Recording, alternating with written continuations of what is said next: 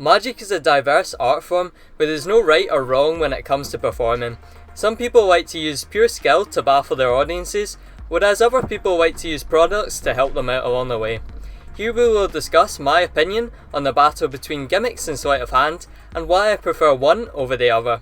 If that sounds interesting, make sure to subscribe and stick around till the end so you don't miss anything. If you noticed that I'm filming in a different location, I thought I'd try something new today and give you something a little bit different. The reason that I find that some people stick to gimmicks is because they're easy to learn and they're sold in the trailers. Also, it gives you this feeling that you're investing into your art form, and that will give the audience a better experience. Don't get me wrong, there's a lot of great products out there, and I've used some of them in the past to get good reactions. But recently, over the last 3 years, I pretty much stopped using them altogether. I'm not your typical magician. I don't go around with a suit, and that doesn't give me much pocket space to be able to carry all these different gimmicks. A deck of cards, a Sharpie pen, and a few sponge balls is pretty much all I need to do my sets. I'd rather rely on my own skill than put my faith in a product that I don't have as much control over. All of the practice that I enjoy doing doesn't involve gimmicks, and that's why I don't use them in my routines. I started Magic due to the beautiful nature of sleight of hand, and is the reason that I've continued it up to this point. The argument for impromptu magic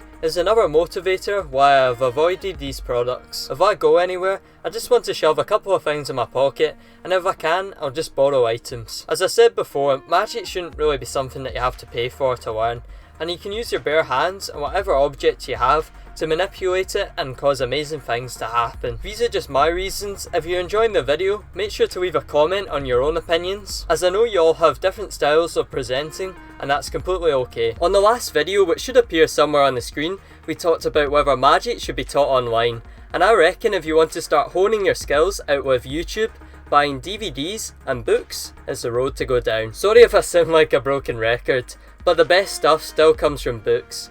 Albeit it's definitely not the easiest way to learn, and one of the hardest too. But if you're watching this video, I presume you're interested in magic enough to want to get better. Unfortunately, so much goes on that I don't always have time to learn via this method, but I do plan to dive even further in the future. Expert card technique, Arthur Buckley and Royal Road is where I started, and I like to just pick something that looks interesting and just give it a go. If you're getting value, hit like, as it does help a ton with the YouTube algorithm and lets me know that you're enjoying the content. Back onto magic books. I mean, I'm not going to sugarcoat it, they can be pretty boring at times. But if you look hard enough, there's a lot of gems inside. And if you've ever wondered how Michael Vincent and a lot of other great magicians do their tricks, well, books is your answer. Anyway, if you can take one thing away from this video and decide whether you want to use sleight of hand or gimmicks next time you perform, simply choose the effects that best represent how you want to be perceived by your audience. What I mean by this is basically imagining yourself as a spectator. This just gives you an idea of whether the routine is suitable and the effect works well to the environment. Thinking things through more and seriously taking a step back, we should be doing more often. It's very easy for us to think like magicians, and it wasn't until I took a few months break that I was able to change perspective. Here are some of my final thoughts that you don't want to miss when it comes to choosing sleight of hand or gimmicks. Let's say you're buying a gimmick. You need to ask yourself a few questions. Can I think of a situation where this would actually be useful? Is this the best use of my money? How am I going to carry the prop? Was I sold on it because it fooled me? Would the audience actually care for it? If it ticks all the boxes, then go for it. But if you enjoy spending your time, effort and money on sleight of hand, then do that. If you don't enjoy what you're doing, you have to remember why you started magic in the first place and go from there. I'll leave some links in the description for books and DVDs that I think are worth investing your time in. I have the mindset of what you put in is what you get back out.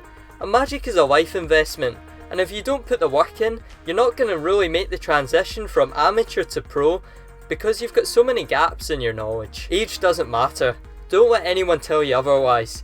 You can start properly learning magic without being part of a magic circle, being 30 and having a mentor. Mix all your different skills into magic and you create something unique. That to me is more inspiring, more interesting than just following the crowd. If you're pumped up and ready to make your sleight of hand better, make sure to check out the playlist, as we're one of the only channels that talk about the psychology behind magic. Take a pen and paper, work through the videos and develop your presentation. Subscribe and I'll see you on the next one.